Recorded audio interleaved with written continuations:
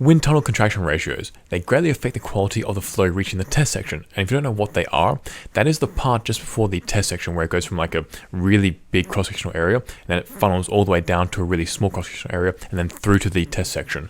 And usually that point that interfaces between the two, the contraction has the same cross-sectional area as the test section. Now, in last week's podcast, I was talking about not knowing what the turbulence intensity level of a experiment was.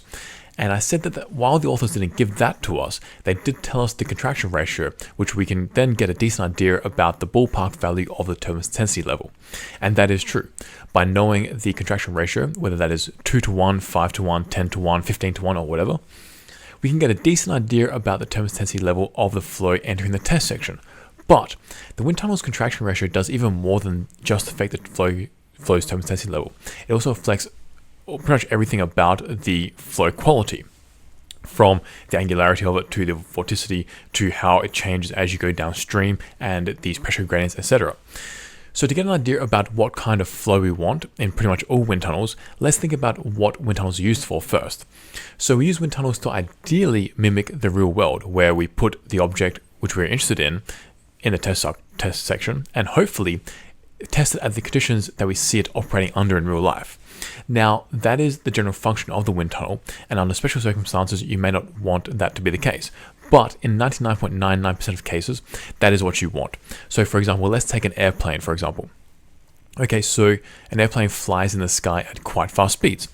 And these speeds, what direction do you think the flow is coming at the airplane from? Do you think that it will be all higgledy-piggledy, or most of it will, or if not at all, and some will be at an angle or completely streamlined, etc.? What do you think the angle will be?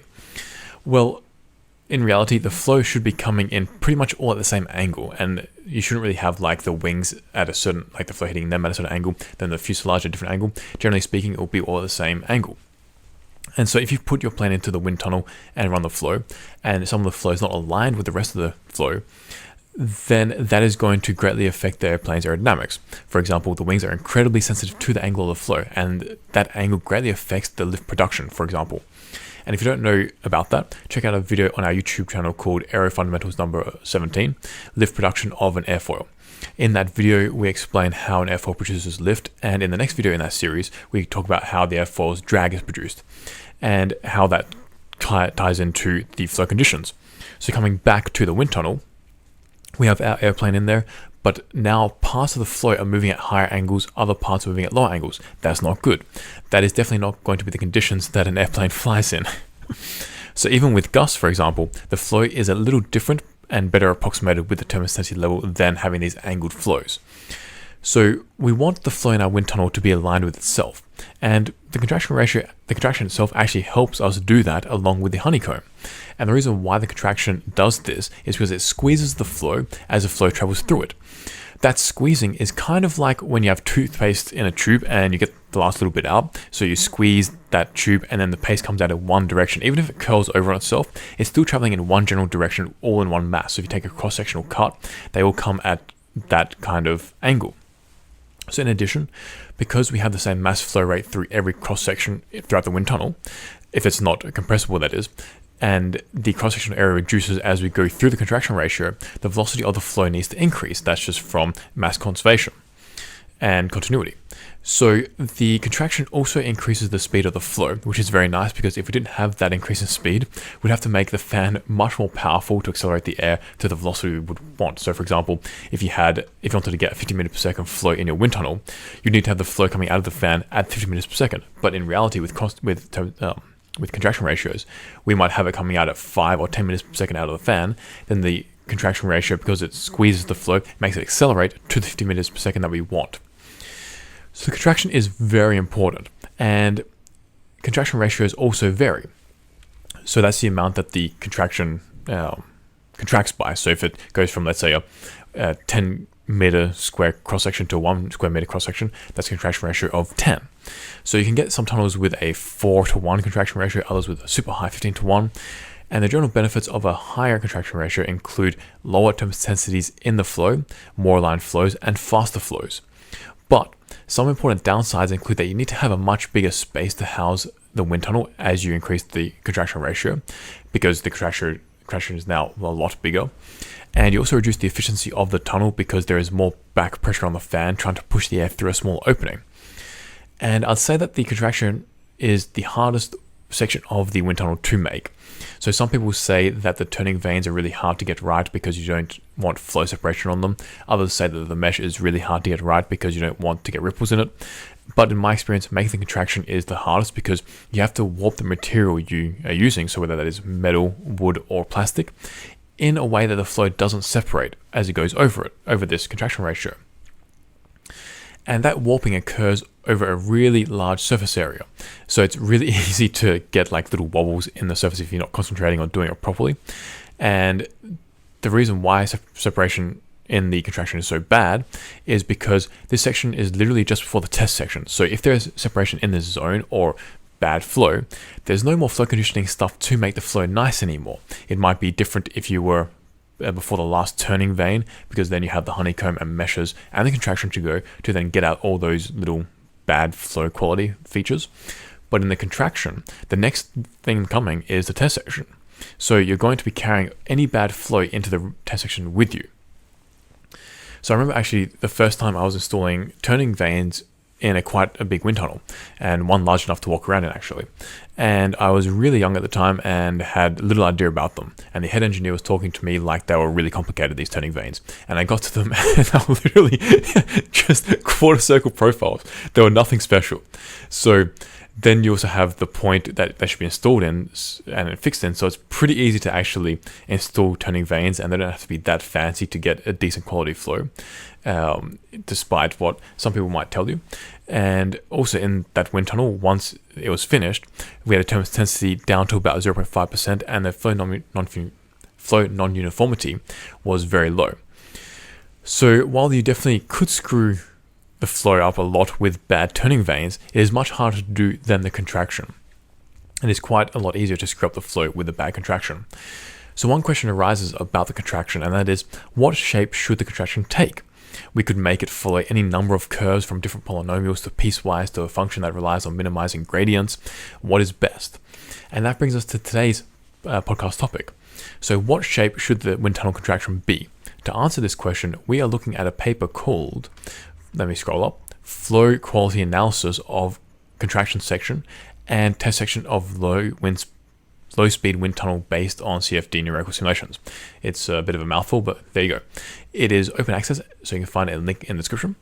And while you're there, if you're liking this podcast so far, hit the like button and subscribe or follow, depending on which platform you're on. And I actually love the opening to this paper because it really captures the general approach that so many papers take. So they start off this paper by saying, about wind tunnels, by saying, in recent years, the greenhouse gas emissions reduction has been paid more and more attention by the government and the people. I mean, when you write papers, you really have to highlight why your work is important, and this route with the greenhouse gas emissions for something that really doesn't have any direct effect on them is hilarious. And we've all done it, and it's like, who cares? We just want to do aerodynamics, just write what we have to get the funding. So that's pretty much what this opening was about greenhouse gases. Anyway, these researchers tested 3 different types of contraction curves. One that is called the Witoszynski curve, and then the bicubic curve, and then the quintic curve. And they say that these curves are the most popular ones, which is why they are investigating them. So on pages 4 and 5, this is 4 here, they have all the formulas, formulae, that's the fancy way of saying formulas. They have all the formulae for the 3 different curves, the Witoszynski one here, the bicubic one here, and the quintic one here. If you're interested in these formulas, there's quite a few of them. You can check out this paper. Otherwise, I'm just going to skip these formulas because we don't really need to know them right now. So anyway, in addition to testing these 3 different curves, they also tested the effects of the contraction ratio on the flow quality, as well as how the closed loop and open loop configurations of a wind tunnel affect the flow quality. So in this paper, they don't really tell us actually what they mean by closed and open loop. I'll go through 2 different definitions, and the more common one and the less common one. So the more common definition of an open loop wind tunnel and a closed loop wind tunnel is that the open loop wind tunnel is where you have, also goes by the name of Eiffel towers or Eiffel wind tunnels, or blow down wind tunnels or suction wind tunnels. And that is literally where you just have a fan mounted to the flow conditioning section upstream of that, then the contraction, then the test section, and then funnel straight out into the atmosphere or your room. So there are no turns in it. The flow doesn't recirculate. It just gets sucked in, thrown down in the test section, and then out to the rest of the air in your room. A closed loop wind tunnel is literally where you have the flow going around in a loop and circles back. So that's the main definition of closed and open loop wind tunnels. Now, while that is the main definition, the way that they use their definitions in this paper or these terms, I'm pretty sure what they actually mean is by open loop is that there's an open test section, and closed loop means that there's a closed test section. So in other words, when you get to the test section, the walls are either there, so it's an enclosed surface. That's a closed loop, what they're saying, closed loop or closed test section in other words, or open loop or open test section, which is where you have either all of the walls removed or at least 3 of them removed to make it a 3/4 open test section. So these researchers wanted to figure out how these different configurations affect the flow quality, the open test section compared to the closed test section. So let's jump into the method section and look at what they've done here for their research. So I think if we go up here, they'll give us some details here. So to look at this, these researchers used Fluent, the ANSYS CFD package, the alternative one in ANSYS is CFX. So they said that they're using an unstructured mesh, which we went through in last week's podcast, the difference between a structured and unstructured mesh, and why you want to use each one in which situation. And I think the main reason why they went for the unstructured mesh here is because they have these curves in the contraction, and because the flow in the contraction is very delicate and sensitive to the contraction, they wanted to make the surface as realistic and refined as possible. So the contraction, the unstructured mesh in the contraction, would achieve that for them, while a structured mesh probably wouldn't. I don't know what their computational capabilities are, but generally speaking, a unstructured mesh in the contraction would be better to get that curve nice and smooth. Anyway, they said that they use a K-epsilon turbulence model, and they say also that they use the simple algorithm, which means that they are using RANS, CFD. Now, they also said that they used between 8 million and 10 million cells in their mesh, depending on the contraction curve, and that going above that to 12 million, 15 million, and 20 million cells didn't change the results based on the parameters they were interested in. They don't actually give us any of these parameters and how it changed, but they just say that it didn't change at all, so they're just going with the 8 to 10 million cell meshes. So that means that the mesh independent study was a raging success, hopefully. I mean, I don't know what the exact values are, but I guess so. That's what they mean. So, and also, unlike the last few weeks, these researchers, when they did this mesh independent study, they increased the number of cells a lot. They actually doubled it, even more than doubled. They went from 8 million to 20 million, so that's 150% increase. So that's a really good thing to see. They're not just increasing it by a few percent or 10% or 20%. They increased it by double and even more to see how the results changed, and then they could get a mesh independence validation there. Now, while that is good, they don't actually report anything about these differences, as I mentioned. They could be 1%, 0.1%, 10% between these different cells, meshes. I don't know. One thing that is interesting to note is the number of cells used. So they said they used 8 to 10 million. And now I don't have experience with this exact wind tunnel, but I do have experience CFDing some other wind tunnels. And generally with those wind tunnels, I used about 50 million cells or more. I mean, one I had to use like 150 million cells, but those were more complicated wind tunnels. They had boundary layer treatment sections and even slotted walls. So while 10 million seems low to me, I guess it makes sense because this is quite a simple wind tunnel. I mean, it's just the contraction and the test section and then the diffuser section. There's nothing fancy going on here. So this wind tunnel is also a little smaller than the smallest one I have CFD'd. So I guess 10 million seems about right. Actually, one thing that I don't know about is their Y plus value, which from what I can see, they don't give it, which isn't that important here because they are using the K-epsilon turbulence model. So you can go from like a Y plus of like 20, 30 to about 300 and still be okay. And some say like up to 50 is okay, but 300 I think is like in literature. Either way, I would have liked to have seen the Y plus values of their setup. So that's one thing that they've omitted here. Also, they don't say much about the validation of their CFD with wind tunnel experiments. In fact, I can't actually see anything about it at all.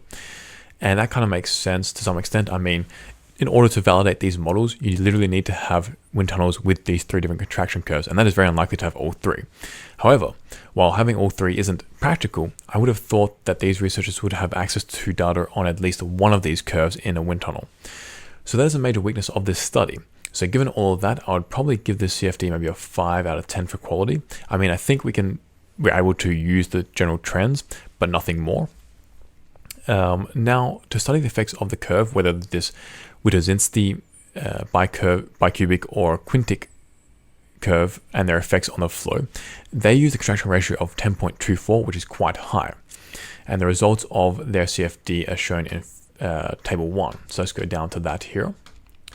So these are just some figures showing some general results, but table 1 has all the juicy stuff. So in table 1, they have a bunch of different flow parameters that they were interested in. One is called the stable flow region, which they describe as the region where the height-wise and longitudinal velocities are relatively stable. And then they multiplied these distances. So let's say you had a wind tunnel of 1 meter in width, 1 meter high, and 10 meters long.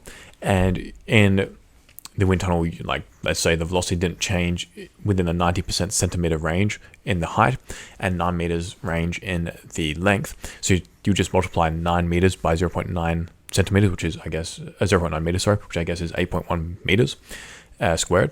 And then that's the stable flow region. So the larger this value is, effectively the greater area you have in the wind tunnel to test your objects in without having to worry about changes in the velocity. And that means that it's relatively stable, and they call this the stable flow region. So, and at least that's what I think they mean by this. They didn't give any diagram showing this, but from their description, that's what I think they mean. So in table 1, we see that there is a much greater stable flow region for the bicubic and quintic curves contraction ratios than the Witoszynski contraction. So what that means is that if you use the bicubic and the quintic curves to make your contraction ratio, your contractions, then you have a much more usable space in the test section in general. But in addition to that, that's not all. They give other parameters to see how these curves affected the test section flow. And one additional parameter is that's useful is the stability of the radial flow velocity, which they give in the percentage. And from the description, I'm pretty sure what they mean by this is simply the non-uniformity of the velocity, because the equation they use to calculate this is the difference between the minimum and maximum velocities divided by the mean velocity, then converted into a percentage. So for this, again, the bicubic and quintic curves contractions performed far better than the Witoszynski curve. It's a hard name to say, Witoszynski. In fact, the Witoszynski curve had a 1.41% deviation, which is pretty bad, while the other two curves had a 0.5 and 0.73% deviations, which are much more reasonable. So in other words, with the bicubic and quintic curve contractions, you will see maybe a plus or minus 0.3 meter per second deviation in a wind tunnel when you have like a 60 meter per second flow, while the Witoszynski one, you have a much higher deviation. It means if you go, let's say, the bottom left corner compared to the middle right, the flow is going to change quite a lot in velocity. Now, while up to here, the Witoszynski curve has performed worse, it is about to take its revenge, because as we look at the axial velocity gradient, which tells us how much the velocity is changing along the center line as we go downstream, the Witoszynski curve is slightly better.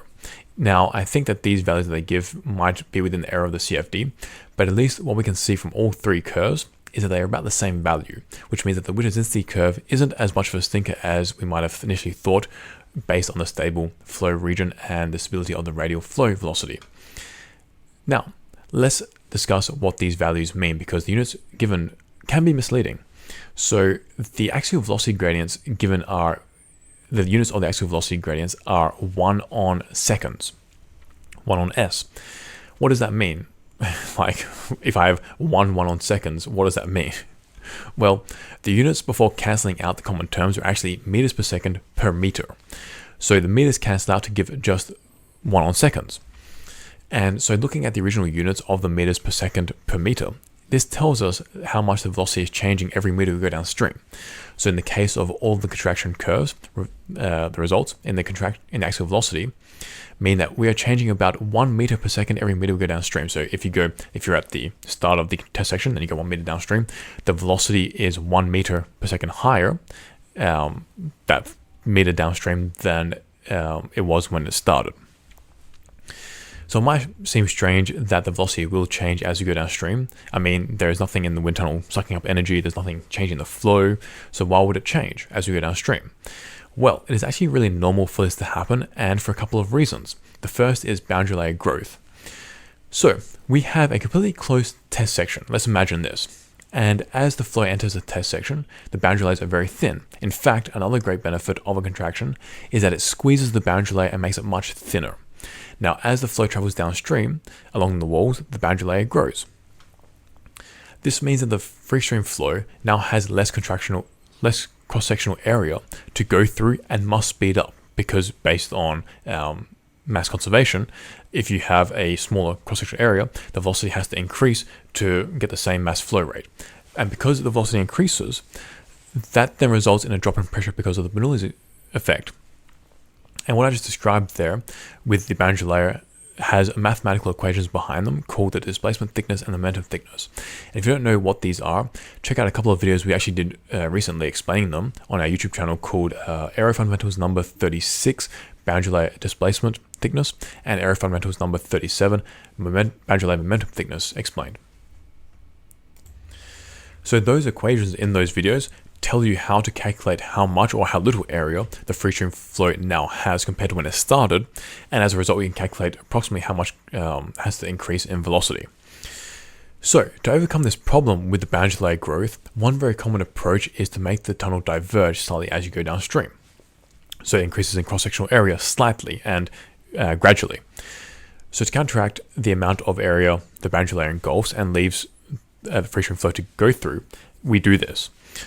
Now, one limitation to this is that the boundary layer growth depends on the velocity of the free stream flow, and pretty much all wind tunnels operate at more than one speed. So the amount the boundary layer grows, and hence the amount you need the tunnel to diverge as you go downstream, will change with wind speed. So almost all wind tunnel walls are fixed, so you can't really change the divergence on the fly. So you're kind of stuck with what you have. So that is why we do get a change in the axial velocity. That is also why we get a change in the static pressure as we go down the wind tunnel, and that's called a pressure gradient. And if you have an open test section, then this also plays a factor because the flow then bursts out of the contraction to equalize its pressure with the surroundings, and that changes things even more, which we'll get to actually later in this podcast. But anyway, let's move on to the axial turbulence tensity now and how these three different curves affected this property of the flow. So there is definitely a difference between these three contractions. The bicubic curve gives the best turbulence tensity of only 0.0338%, while the Witowzinski curve is coming in second, which also means that it's first loser, but it has a turbulence density of 0.0351%, and the quintic curve is bringing up the rear with a turbulence density of 0.0395%. So all are very low actually, but that is because they have very idealized flows entering the contractions to begin with, and not a real flow coming from a fan, turning vanes, potentially honeycombs and meshes. So that's why we have a much lower turbulence density level than what we'd get really in real life. So nevertheless, the bicubic curve is about 20% better in the turbulence density than the worst curve, which is the quintic curve. So that's showing that the Witowzinski curve is actually not as bad as what it was initially performing at, and in some situations actually better. So now we come to something called the radial vorticity, which tells us how much the flow is swirling around, i.e. if it is traveling completely straight or if there's some rotation to it as it goes downstream. Interestingly, the bicubic and Witowzinski curves give very similar results at about 0.15 1 seconds, which are the units of vorticity, 1 seconds. And the differences between these values of the bicubic and Witowzinski, I think there is a difference like of 0.113 to 0.174, but these are both very small. So I think this difference is actually engulfed in the error of the CFD, because I don't think the CFD is 100% accurate or even 95% accurate. So I think this value will be in the error. Whereas for the quintic curve, that has a radial vorticity of 1.25, which is about 10 times higher than the other two. So I think that's definitely outside the error of the CFD, and that's a real result. The quintic curve is actually, for some reason, producing a lot more vorticity in the flow than the other two. So overall, from this table, I would say that the bicubic curve is the best curve to go with for your contraction, because while it doesn't give the best result for each parameter, it is always near the top. And the other two curves sometimes give the best result and other times give the worst results. So if you had to choose a curve for a wind tunnel in general, like a one size fits all, I'm just going to use this for everything, the bicubic curve is the best. On the other hand, if you want to make your wind tunnel specialized in some way, for example, if you want to have the lowest temperature density level, or you wanted to have the highest stable flow region, or the best axial velocity gradient, or the lowest vorticity or whatever, you might want to choose one of these curves over the others. But overall, I would say the bicubic curve is the best one to go for. Anyway, let's move on to how the contraction ratio affects the flow field. So in table 2 here, we see the effects of the contraction ratios on these 5 tunnel parameters. Again, the stable flow region, the stability of the radial flow velocity, axial velocity gradients, axial turbulence intensity, and radial vorticity. Now for this part of the study, they only used a bicubic curve to investigate how this contraction ratio affected these properties. And one thing that is immediately standing out to me is that the lowest turbulence intensity level is achieved by the contraction ratio of 7.11, which is the least aggressive ratio. And that goes against general wind tunnel theory. And one more thing that makes this result interesting is that if the contraction ratio is 9.28, the turbulence intensity goes up to 0.0358%, but then it drops back down to a lower value at an even higher contraction ratio of 10.24. So if you go to a low contraction ratio or a high contraction ratio, you have a lower axial turbulence intensity level than a middle of the range contraction ratio. So I'm not really sure what is going on there. It might be that the error in the CFD is producing these strange results, or maybe it is just a particular artifact of this particular type of curve. Either way, having the lowest turbulence intensity level for the lowest contraction ratio isn't wholly expected. Now, on the highest contraction ratio of 10.24, we can see that it gives the lowest radial vorticity though. So here by a factor of about 10 as well. So what that means is that the flow isn't rotating very much for this high contraction ratio, and it also has the greatest area of stable flow and the most uniform flow, which are both expected. So going to a really high contraction ratio of 10.24, we have a much more usable area in the test section to test with, and we have a lot more uniform flow. On the other hand, as the contraction ratio drops, the area of stable flow drops as well, so we have a small area to work with, and the flow becomes less and less uniform, which makes sense because a low contraction ratio means that the flow isn't squeezed as much, and so the flow doesn't become as uniform.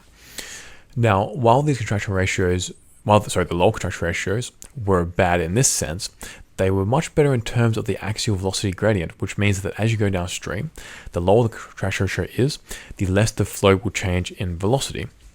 So from these results, it is difficult to conclude which contraction ratio is best for a regular wind tunnel. I mean, a high contraction ratio will give you more test sectional area to work with, but having a high contraction ratio means you need to have a bigger room, so you could get more test section area to work with just by having a low contraction ratio and just making the test section bigger.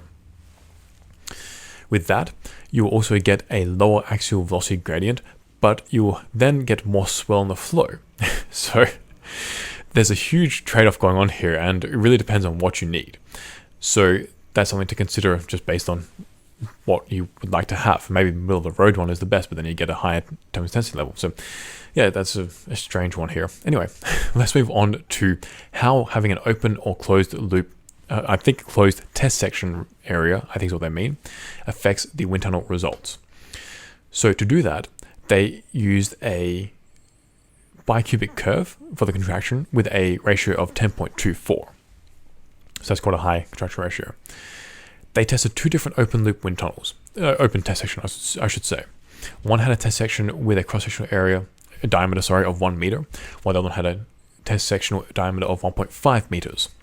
The closed loop wind tunnel, so the closed test section wind tunnel, I'm trying to translate it into the typical term, closed loop, closed test section wind tunnel, had a diameter of, I think, 1.6 meters. They don't explicitly say it here, but they do say in the section above, so I'm kind of assuming that they're using the same one here because I'm not sure it would make sense to run another simulation, so I think they'd use the same one.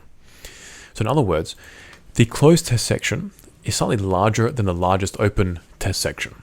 So in table 3, we see that the closed loop wind tunnel produces a usable region much bigger than the two open test sections. So you can see here it's 0.52 meters squared compared to 0.19 and 0.25, so more than double, even though we have only a slightly increased diameter coming out, but because it's closed, it doesn't have the interference of the shear layers above and below, and also the flow doesn't expand out, and you get a significant change in the velocities as you go to the outsides of the jet. So now these researchers didn't really say whether, as I mentioned, these test sections were open or closed, but that's what I think they mean, and from these pictures, it looks like that's the case, because you get this roll-up of these shear layers here, which do happen in these open test section cases. So anyway, moving to the axial velocity gradient, the smaller open test section has a negative axial velocity gradient of 1.5 meters per second per meter, so minus 1.5 per seconds, while the larger open test section has only 0.21 seconds, and it's positive. So the cross-sectional diameter of the test section made a large difference to this value, which is not surprising because this is based on the boundary layer growth, and the proportion of the boundary layer growth is how much that is to the rest of the test section size. Now, the axial velocity gradient, in my experience, is one of the hardest things to get right, because I actually remember I was working for this company and they had two identical wind tunnels, and we took 3D scans of both of them because we wanted to see how manufacturing errors affected the flows. And I did experiments and simulations on one of them, and someone I was working with did them for the other one, and we ended up getting very different axial velocity gradients, even when we used the exact same experimental and safety setups and we did them together after we got different results to begin with. The only thing that we had different was the geometries from the 3D scans, and they corresponded to the two different wind tunnels respectively. And I remember I still got I think it was plus 2 or 3 pascals per meter for this axial pressure gradient, while he got the opposite for the other wind tunnel. And we spent a lot of time trying to figure out why that was, and I guess the only thing we concluded was that it was the minor differences in how the contractions were manufactured which changed the results. So that is just how sensitive the flow is to the contraction, and even just manufacturing and implementing it can change the flow conditions. So anyway, in table 3, we also see that the larger of the two open test sections is, the larger it is, the lower the axial turbulence intensity is. And the more uniform the velocity field is as well, so this value here, and the less vorticity that is present. So overall, if you're going to have an open test section, make sure that is a larger, has a larger cross-sectional area than a smaller one, because that benefits the turbulence intensity. The vorticity drops that as well, makes it much more uniform, and that's because bigger is always better. So that brings us to the end of this podcast. I found it really interesting because the results looked at different viewpoints and different parameters of the flow. So what we can conclude is that if you're building a wind tunnel anytime soon, pick a bicubic curve over a Witowzinski curve or a quintic curve, unless you need to optimize some other parameter. But if not, the bicubic one is the one to go for. As for the contraction ratio, personally, I would go for a larger contraction ratio, but it depends on what you need, as shown in table 2 here. And finally, if you are going to make the test section open, go for a bigger one than a smaller one, because that is going to make the flow quality better.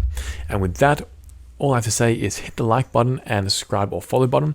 And if you want to learn how to do OpenFlow, which is a completely free CFD software, take our course in the link below. And with that, we are done. Peace out, amigos.